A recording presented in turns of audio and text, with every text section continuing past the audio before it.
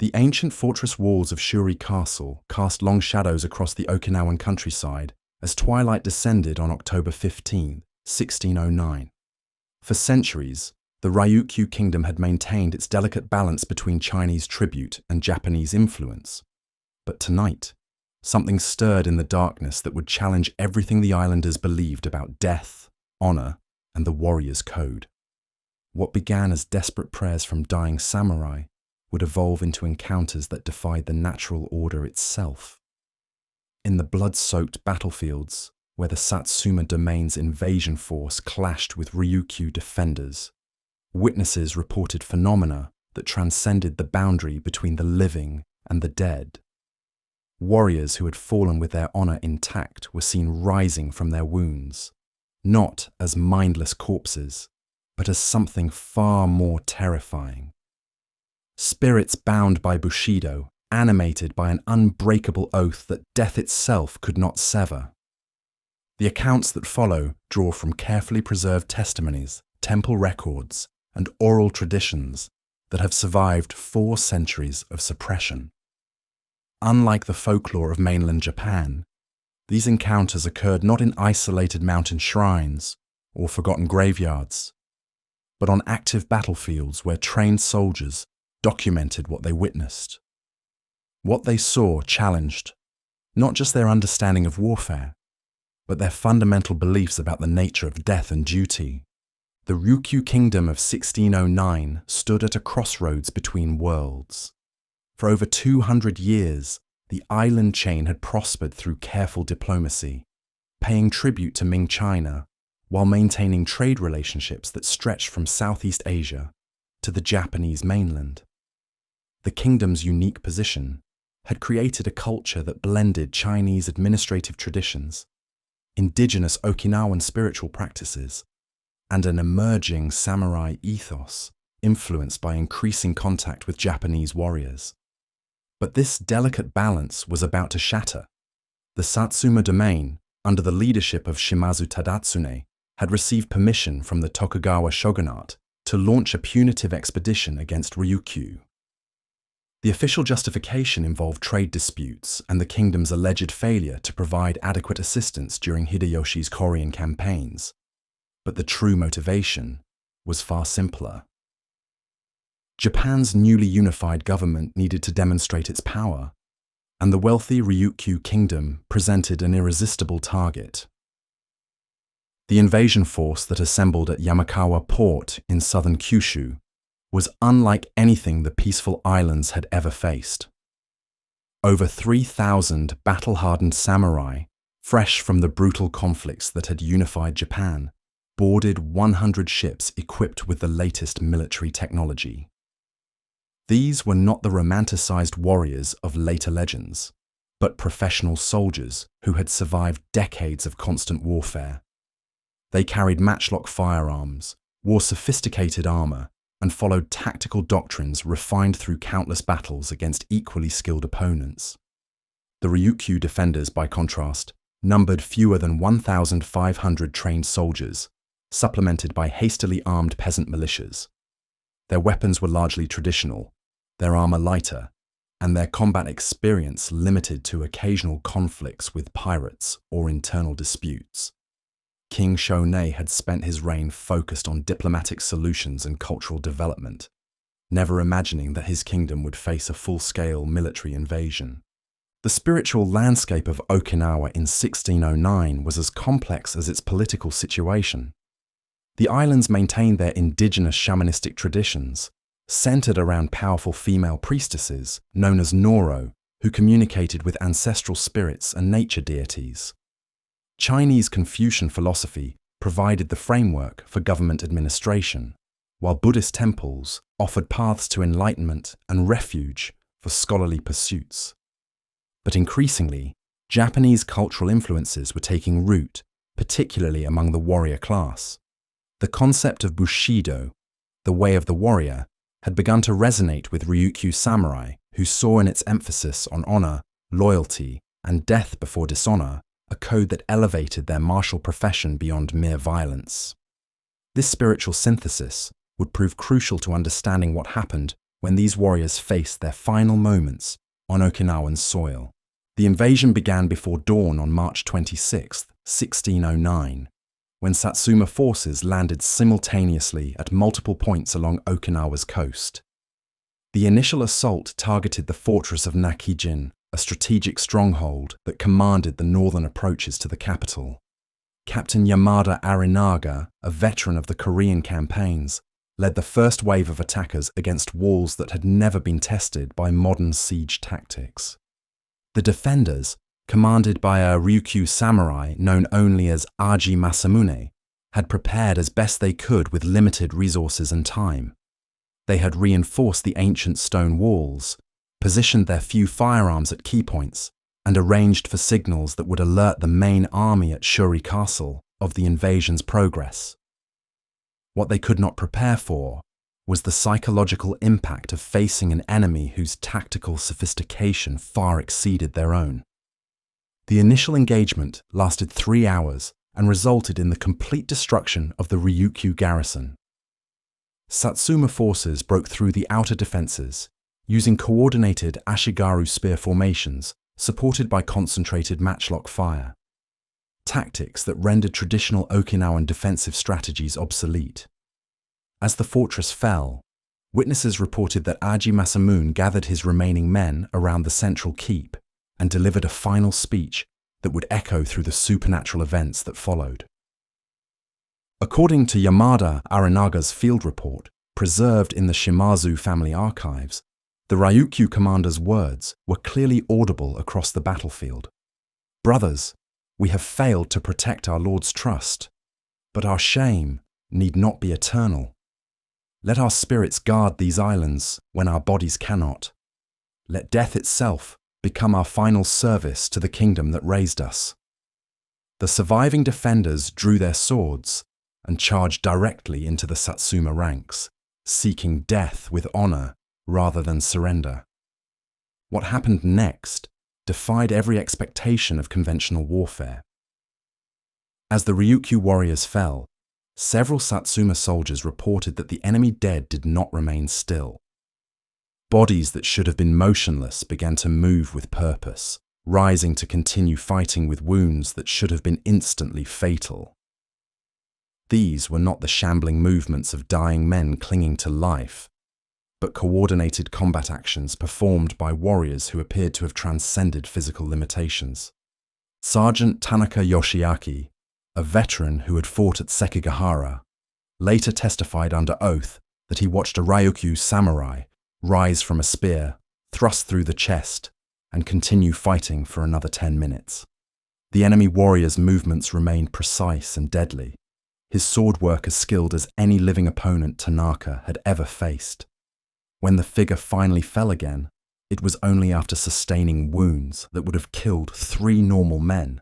More disturbing still were reports that these risen warriors displayed tactical awareness that exceeded what they had shown in life. They seemed to anticipate Satsuma movements with supernatural precision, appearing at weak points in the formation and striking with coordinated timing that suggested communication between the dead. Several officers noted that the phantom samurai fought not with the desperate fury of dying men, but with the calm determination of spirits who had accepted their fate and found purpose beyond death.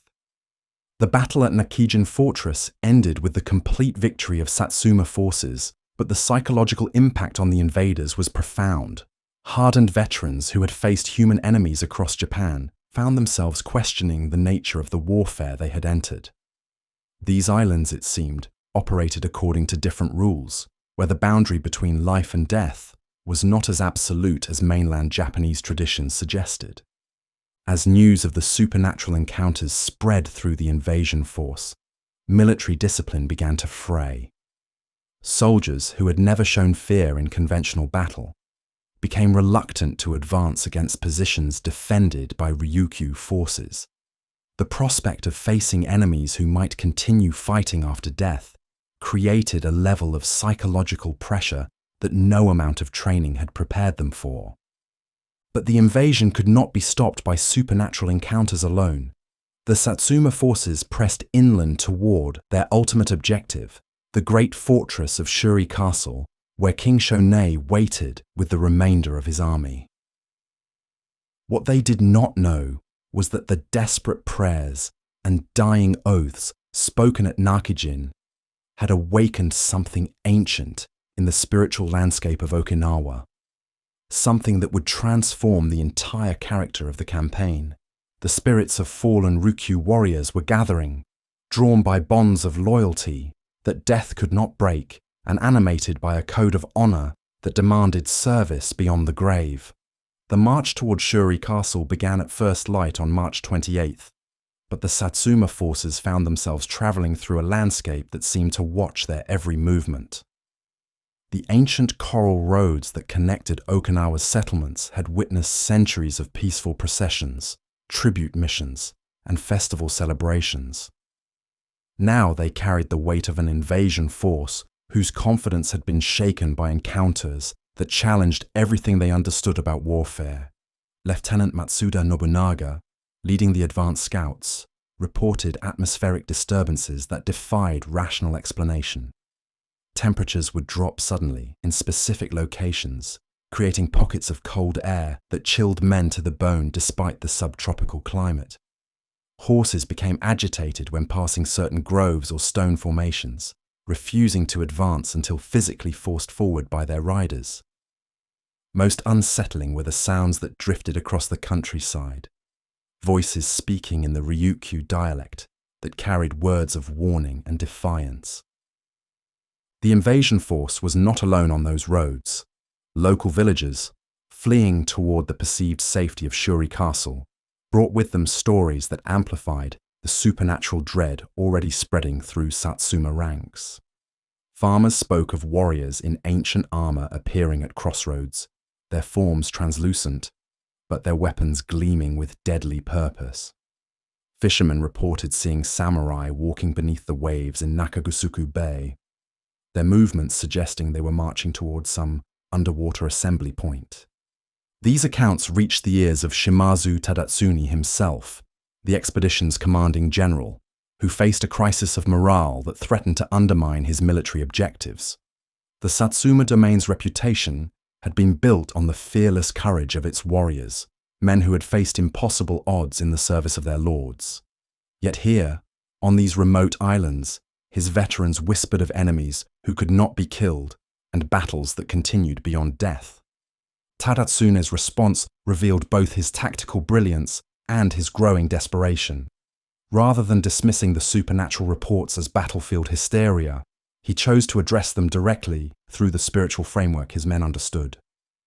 Buddhist monks, traveling with the expedition, were ordered to perform purification rituals at each camp, while Shinto priests conducted ceremonies designed to protect the living from interference by restless spirits. The spiritual countermeasures provided some psychological relief, but they could not address the fundamental challenge facing the invasion force. The Ryukyu defenders were transforming their military strategy to incorporate the supernatural elements that had emerged from their desperate situation. King Shonei, advised by both military commanders and spiritual leaders, was preparing to make Shuri Castle the focal point of a defense that would blur the lines between conventional warfare and otherworldly intervention. The fortress itself occupied a position of tremendous strategic and spiritual significance. Built on a hilltop that commanded the surrounding plains, Shuri Castle had served as the seat of Ryukyu power for over 400 years. Its massive stone walls incorporated architectural techniques learned from Chinese military engineers, while its interior spaces reflected the sophisticated court culture that had flourished under royal patronage. But beneath these visible structures lay something far older, a network of sacred sites and burial grounds that connected the castle to the deepest spiritual traditions of the islands. As the Satsuma forces approached, the defenders began a ritual preparation that had never been attempted in Ryukyu history. The royal archives contained ancient texts describing ceremonies that could bind the spirits of deceased warriors to specific locations, creating supernatural guardians who would protect sacred ground from foreign invasion. These rituals had remained theoretical for centuries, preserved more as cultural curiosities than practical military techniques. Now, facing an enemy whose superior numbers and equipment made conventional victory impossible, King Shōnei authorized the court's most learned scholars and priests to attempt what their ancestors had only imagined. The ceremony required voluntary participants, living warriors who would pledge their souls to the defense of the kingdom, accepting that their service would continue even if their bodies fell in battle. The response from the Ryukyu garrison was immediate and overwhelming. Hundreds of samurai, inspired by the example set at Nakijin Fortress, volunteered to undergo the spiritual binding that would transform them into eternal guardians. They understood that they were crossing a threshold from which there could be no return, trading their hopes for peaceful death and reincarnation for the certainty of endless warfare in service to their homeland. The binding ceremony took place in the castle's innermost courtyard, witnessed by the king himself and conducted by the most powerful spiritual practitioners in the kingdom. Each warrior knelt before an altar constructed from stones taken from ancient burial sites, while priests chanted invocations in languages that predated the arrival of Buddhism and Confucianism on the islands. The participants drank from cups filled with water drawn from springs considered sacred to the ancestral spirits, sealing their commitment through ritual that engaged both body and soul. As the ceremony concluded, observers reported that the very atmosphere around Shuri Castle began to change. The air grew thick with presence, as if invisible multitudes had gathered to witness the proceedings. Guards reported seeing additional figures standing alongside their living comrades, warriors in armor styles that belonged to earlier centuries, but whose faces showed the same determination as the men preparing for battle. The Satsuma forces, now within sight of their ultimate objective, found themselves confronting a fortress that seemed to pulse with supernatural energy. Their scouts reported movement on the walls that suggested a garrison far larger than intelligence estimates had indicated, while the sound of war drums echoed from the castle with a resonance that seemed to come from beneath the earth itself. General Tadatsune ordered a full reconnaissance of the castle's defences, but his officers returned with reports that challenged their understanding of siege warfare. The walls appeared to be manned by defenders whose numbers fluctuated throughout the day, growing larger as darkness approached and diminishing with the dawn. Sentries who should have been visible during daylight watches seemed to vanish and reappear without explanation, while the defensive positions showed signs of coordination that suggested communication methods beyond conventional military signals. More troubling still were the psychological effects experienced by Satsuma soldiers who approached too close to the castle walls. Veterans reported feeling overwhelming sensations of dread and guilt, as if they were being judged by invisible observers who found their presence offensive. Several men collapsed without apparent cause, reporting visions of Ryukyu warriors who spoke directly to their minds, demanding to know why they had come to shed blood on sacred ground. The stage was set for a confrontation that would transcend the normal boundaries of military conflict. On one side stood the disciplined might of Satsuma domain, battle-tested warriors equipped with the most advanced weapons and tactics of their age. On the other waited the defenders of Shuri Castle, living soldiers reinforced by spiritual allies whose commitment to their homeland had bound them to the very stones beneath their feet. What followed would be recorded in military histories as the siege of Shuri Castle. But the participants on both sides understood they were engaged in something far more significant. This was a battle for the soul of Okinawa itself, where the outcome would determine not just political control of the islands, but the fundamental relationship between the living and the dead in a land where honor transcended mortality. The siege began at dawn on April 2nd, 1609, but the opening moves bore little resemblance to conventional military operations. General Tadatsune had positioned his artillery on the hills surrounding Shuri Castle, bronze cannons that had proven devastatingly effective against Japanese fortifications during the Unification Wars. Yet when the bombardment commenced, the results defied all tactical expectations. The first volley struck the castle's outer walls, with precision that should have created massive breaches in the ancient stonework. Instead, witnesses reported that the cannonballs seemed to slow in mid-flight, their trajectories bending away from critical structural points as if deflected by invisible hands. Several projectiles appeared to reverse course entirely, returning toward the Satsuma positions with enough force to damage the very guns that had fired them. Master Gunner Hayashi Tadamune, a veteran of countless sieges, later testified that his crews fired over 200 rounds during the first day of bombardment, with minimal effect on the castle's defences. The stonework showed signs of impact, but the damage was superficial, as if the walls were being protected by some force that absorbed and dissipated the kinetic energy of each strike. More disturbing were the reports from gun crews who claimed to see additional figures standing on the ramparts between each volley. Warriors who appeared to be directing the castle's supernatural defences with gestures that guided incoming projectiles away from vulnerable points. The psychological impact on the artillery crews was immediate and devastating. Men who had operated siege guns with mechanical precision began to hesitate before firing, their confidence shaken by the apparent futility of their efforts. Several experienced gunners requested transfer to infantry units, preferring to face supernatural enemies with sword and spear rather than continue serving weapons that seemed to have lost their power to destroy. Captain Watanabe Masayoshi, commanding the Eastern Assault Force, attempted to exploit what appeared to be a weakness in the castle's lower walls. His Ashigaru spearmen advanced in tight formation, supported by matchlock units positioned to provide covering fire. The approach seemed textbook perfect, following tactical doctrines that had succeeded against every fortress in Japan.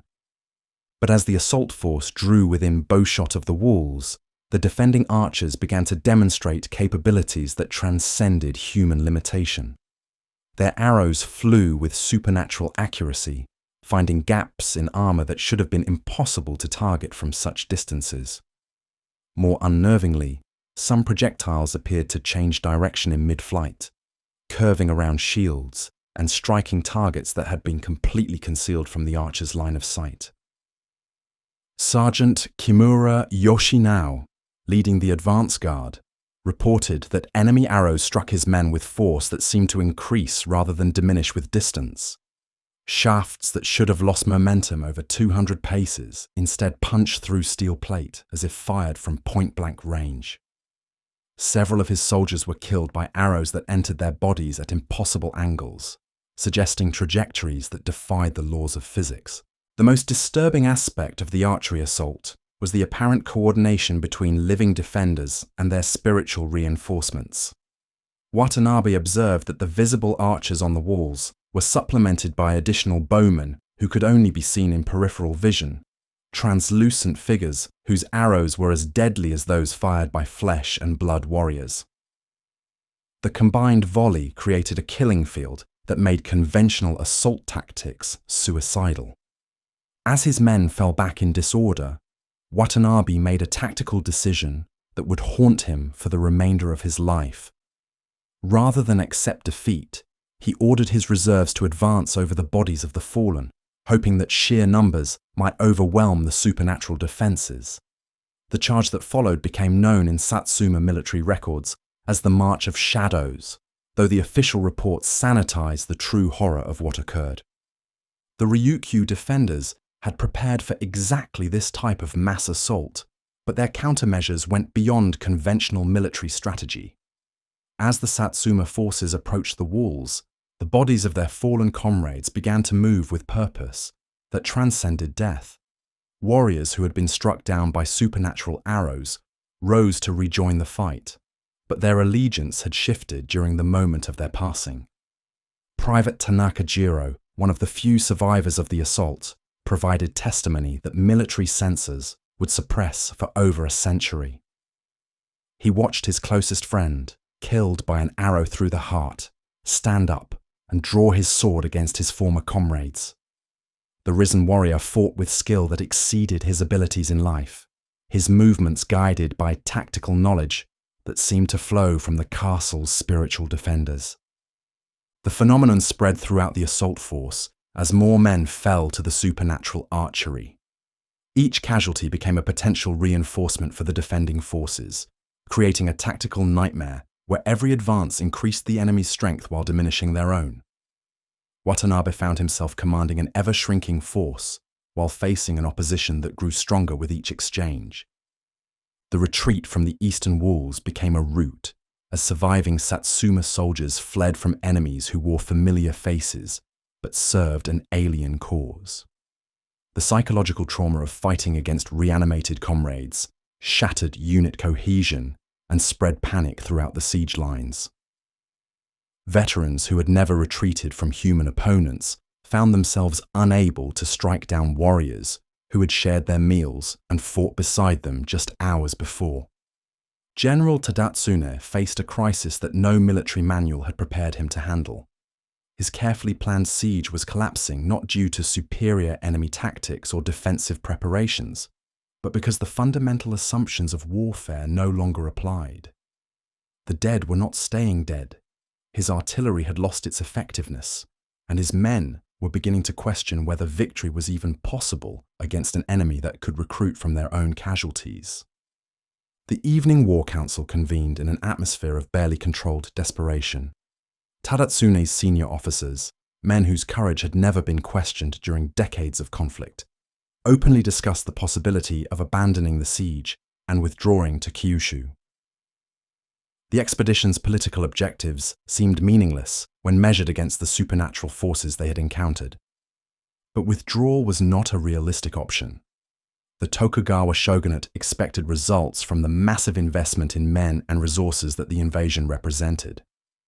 Failure would bring disgrace not just to Tadatsune personally, but to the entire Satsuma domain.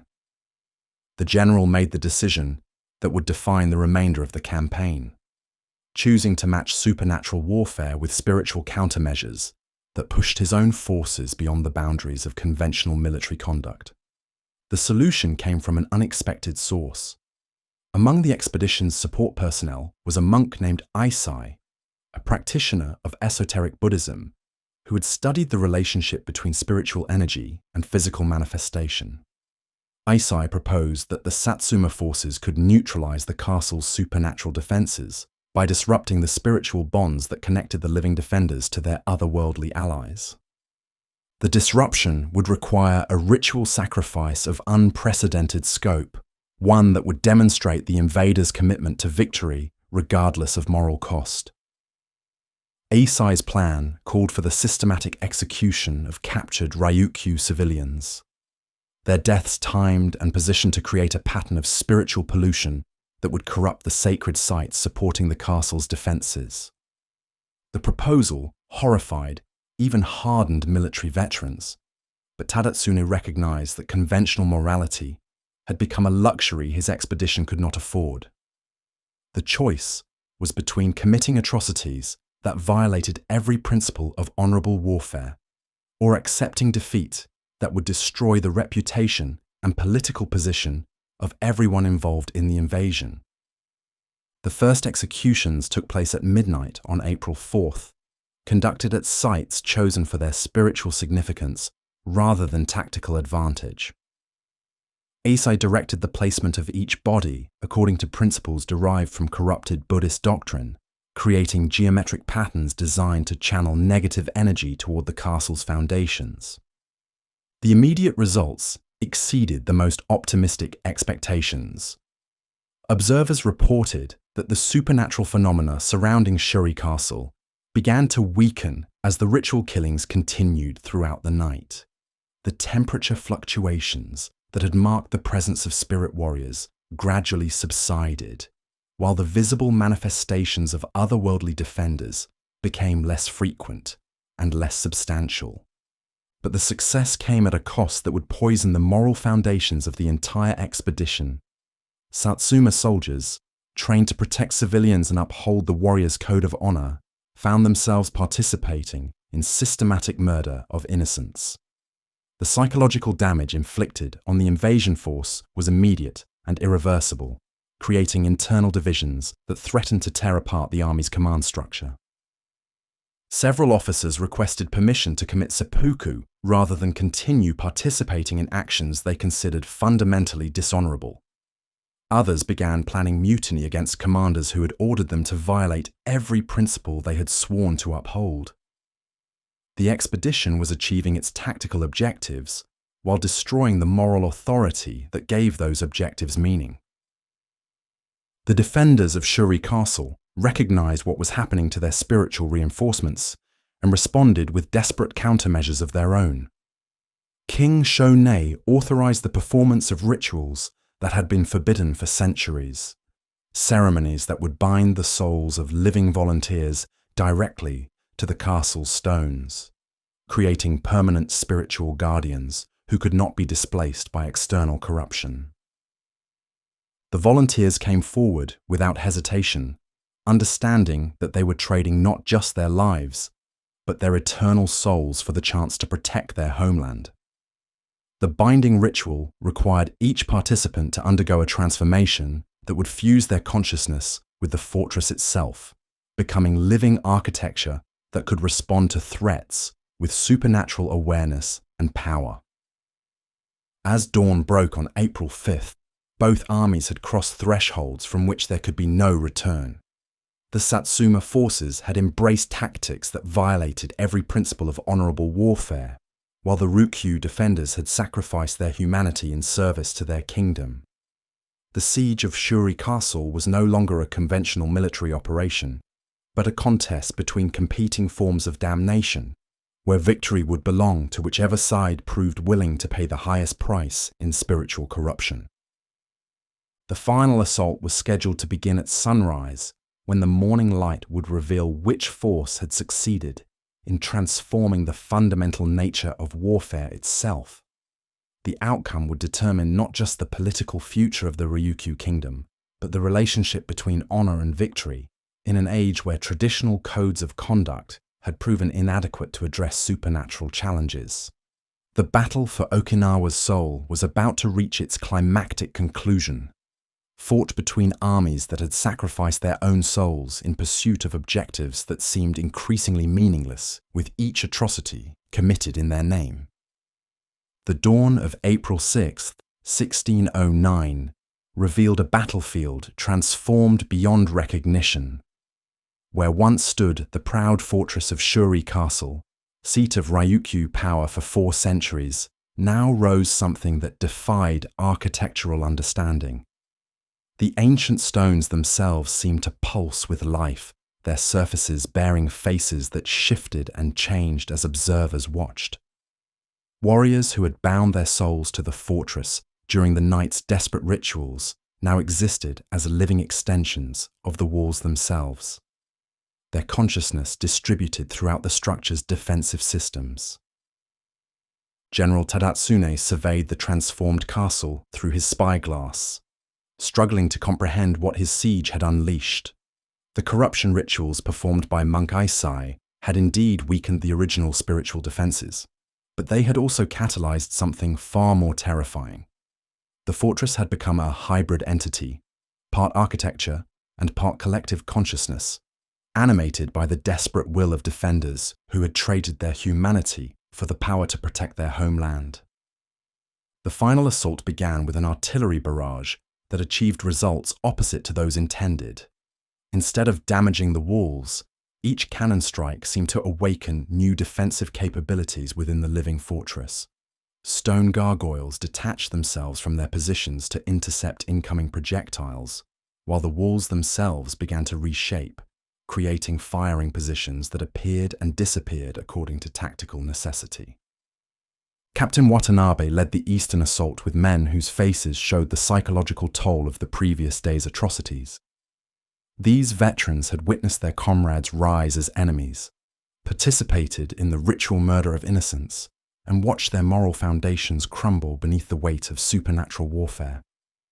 Yet military discipline held, and they advanced toward walls that watched their approach with eyes of carved stone. The defenders met them not with conventional archery, but with manifestations that challenged the very nature of physical combat. Spectral warriors materialized within the Satsuma ranks, their translucent forms wielding weapons that could wound flesh while remaining immune to steel. These spirit samurai fought with tactical knowledge accumulated over centuries, their movements coordinated by the collective consciousness that now animated Shuri Castle itself. Sergeant Kimura found himself facing an opponent whose armor bore the mon of his own clan, a warrior who had died decades earlier during the Korean campaigns. The spirit spoke in a voice like wind through empty halls, questioning not just Kimura's presence on Okinawan soil, but his participation in the moral corruption that had characterized the siege. "You have forgotten the way of honor," the phantom declared, its blade passing through Kimura's parries to strike directly at his soul. "In pursuing victory, you have become the very evil we died to prevent."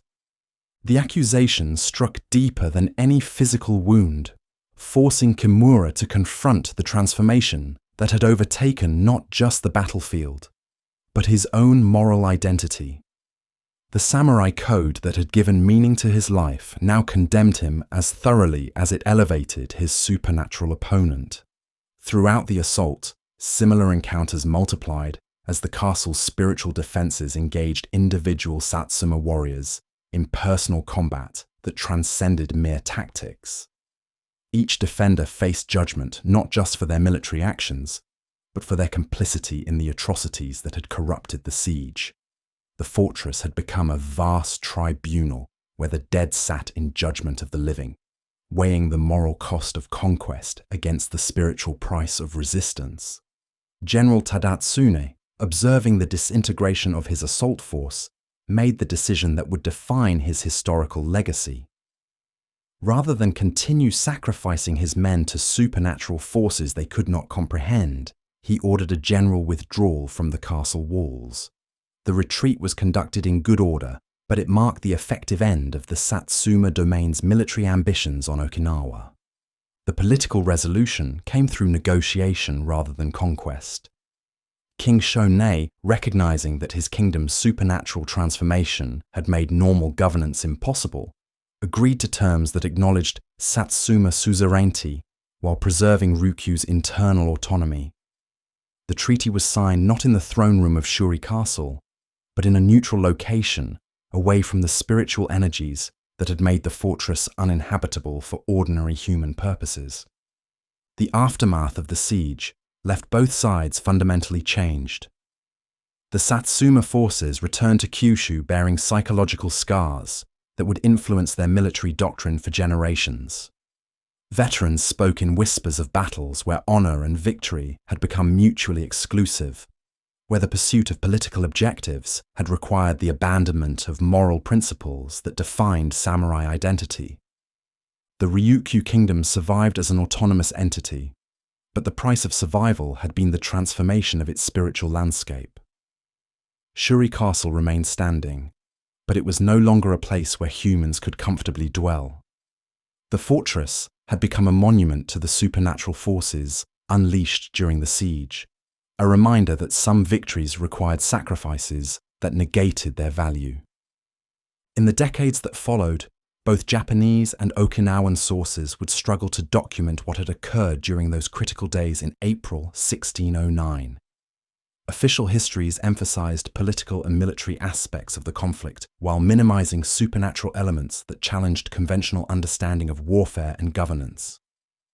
Yet the folk traditions persisted, preserving accounts of a time when the boundary between life and death had dissolved under the pressure of desperate resistance and corrupted ambition. The spirits that had manifested during the siege never fully departed from Okinawan soil. Travelers reported encounters with phantom warriors at crossroads and ancient battle sites, encounters that served as reminders of the moral complexities that had defined the conflict. These manifestations were not malevolent, but they carried an unmistakable message about the relationship between honor and power, victory and spiritual corruption. The Satsuma domain's eventual control over the Ryukyu kingdom was achieved through political manipulation rather than military conquest, a tacit acknowledgement that some objectives could not be attained through force alone. The lesson resonated throughout Japanese military culture, influencing strategic thinking that would shape the nation's approach to expansion and governance for centuries to come. Modern historians continue to debate the factual basis of the supernatural accounts that emerged from the 1609 invasion, but their cultural significance remains undeniable. The siege of Shuri Castle became a foundational myth for Okinawan identity, a story that emphasized the spiritual costs of resistance while celebrating the moral courage required to maintain cultural integrity under foreign pressure. The battlefields where samurai spirits once roamed have returned to peaceful purposes, but the memory of their presence continues to influence how Okinawans understand their relationship with both Japanese authority and their own ancestral traditions. The islands that witness the dissolution of boundaries between life and death remain places where the past maintains an unusually active presence in contemporary consciousness. Thank you for joining Dr. Whisper of War for this exploration of supernatural warfare in feudal Japan. The accounts from Okinawa's battlefields remind us that some conflicts transcend mere political or military objectives, touching the fundamental questions of honor, identity, and the price of survival. In places where desperate circumstances pushed human will beyond normal limitations, the spirits of warriors bound by unbreakable codes of duty continue to walk among the living, serving as eternal guardians of principles that death itself cannot diminish.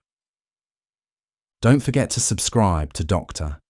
Whisper of War for more stories that examine the intersection of military history and the supernatural. Until next time, remember that the most profound battles are often fought not for territory or treasure, but for the preservation of values that define what it means to remain human in the face of impossible choices.